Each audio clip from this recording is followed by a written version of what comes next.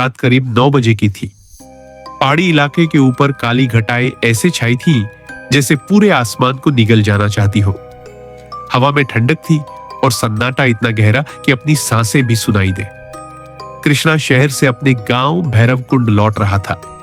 गांव वाले अक्सर कहते, चलावेचा रस्ता राती पकड़ू नको, तुझ्या मागे कोणीतरी येतं।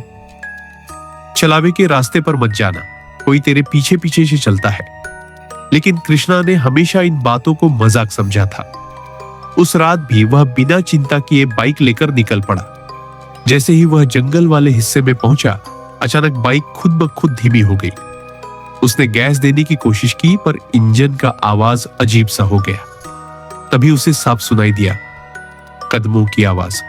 सड़क पर नहीं, बिल्कुल उसके पीछे, मानो कोई तेजी से चल रहा हो।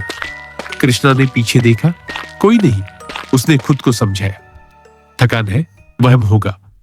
पर 2 सेकंड भी नहीं हुए थे कि वही आवाज फिर आई। इस बार कदमों के साथ हल्की सी सिसकीन भी। उसका दिल तेज धड़कने लगा। उसने बाइक की स्पीड बढ़ाई, पर आवाजें भी उतनी ही तेज, जैसे कोई अदृश्य चीज उसकी हर गति की नकल कर रही हो। थोड़ी दूर आगे बेलडांडा का पुराना पुल था, जहां सालों पहले एक बस दुर्घटनाग्रस्त होकर नदी में गिर गई थी। लोग कहते थे कि वहां अब भी आवाजें गूंजती हैं। कृष्णा जैसे ही पुल पर पहुंचा, बाइक अचानक बंद हो गई, एकदम झटके से। अंधेरा ऐसा था कि हाथ को हाथ न सूझे। उसने किक मारी, बाइक नहीं चली। तभी उसकी हेडलाइट की मंद रोशनी में एक अजीब सी परछाई दिखी।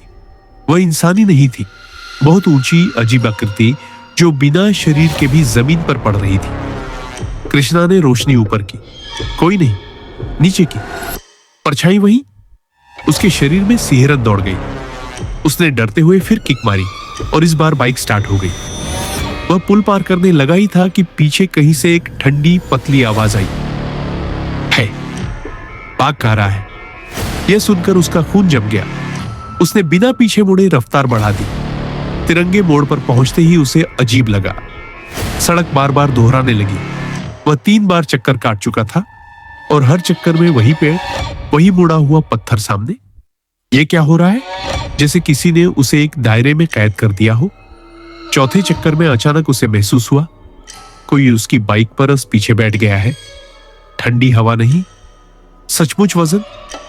कृष्णा के शरीर में झटके दौड़ गए। वह कुछ बोल ही रहा था कि उसके कान के बिल्कुल पास एक डरी हुई कर्कश आवाज आई, भैया मुझे घर छोड़ दो। उसने पीछे देखा, एक लड़का खड़ा था। सूजा हुआ चेहरा, खून सना टेढ़ी गर्दन और आंखें जो बिल्कुल निर्जीव थी। लड़का जमीन पर खड़ा नहीं था, वह हवा में तैर रहा था। कृष्णा चीख पड़ा और तेजी से बाइक मोड़कर भागा। अगला मोड़ एक पुराने बरगद के पास था। जैसे ही वह वहां पहुंचा, कानों में दर्जनों आवाजें फुसफुसाने लगी, इसे पकड़ो, इसे मत जाने दो, ये भी वहीं रुक जाएगा। पेड़ की जड़ें हल्की हल्की हिल रही थी, जैसे कोई सांप रेंग रहा हो। कृष्णा डर के मारे कांपने लगा। उसने बाइक रोकी ही थी कि सामने वही बम्बई सफेद साड़ी वाली औरत पल दिखी। चेहरा सड़ा हुआ, एक आंख बाहर लटकती, नीली जुबान और भयानक मुस्कान। वह हवा में तैरती हुई उसकी ओर बढ़ी। कृष्णा, रात अकेले मत आया कर। कृष्णा की टांगें कांपने लगी। वह पीछे हटने ही वाला था कि अचानक किसी की तेज आवाज आई, तिच्याकडे बघू नकोस, पुढे पल, उसे मत देख, आगे भाग। वह मुड़कर भागा और बाइक पर चढ़ गया। कुछ दूर चलकर उसे एक बुजुर्ग आदमी आग के पास बैठा मिला। वह पहाड़ी बाबा जैसा दिख रहा था। बाबा ने कहा, तू पुलावर थांबला, ते नाही रे करायचम होतम। आता ती सावली तुझ्या मागे आलीये, तू पुल पर रुका। यह गलती थी, अब साया तेरे पीछे लग चुका है। उन्होंने राख लेकर कृष्णा के माथे पर लगाई।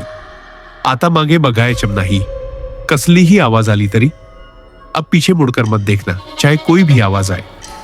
कृष्णा ने सिर हिलाया और बाइक लेकर आगे निकल गया। गांव बस 2 मिनट दूर था। तब अचानक उसे लगा कि कोई तेजी से उसके पीछे दौड़ रहा है। कदमों की आवाज, थम थम थम। बाइक की स्पीड जितनी, वह आवाज उतनी। पीछे से हवा में किसी के दांतों की खड़खड़ाहट सुनाई दे रही थी और फिर किसी ने उसकी शर्ट पकड़ ली। ठंडी लंबी उंगलियां, नुकीले नाखून। कृष्णा ने पूरा जोर लगाया और बाइक को झटका देकर छुड़ाया। गांव का बड़ा पत्थरदार दरवाजा दिखाई दिया। जैसे ही उसने सीमा पार की, सब आवाजें गायब। पीछा खत्म। चलावा वापस अंधेरे में समा गया। सुबह कृष्णा ने हिम्मत करके सारी बात घर पर बताई। तभी उसका छोटा भाई बोला, दादा कल रात बेलडांडा पुल पर एक लड़का एक्सीडेंट में मर गया। पुलिस कहती है कि उसका शव नहीं मिला, बस खून के निशान जंगल की तरफ थे। कृष्णा के रोंगटे खड़े हो गए। कल रात जो लड़का बोला था, भैया मुझे घर छोड़ दो, वही था। और वह अब भी किसी का इंतजार कर रहा है, किसी ऐसे का जो रात को अकेले उस रास्ते से गुजरे।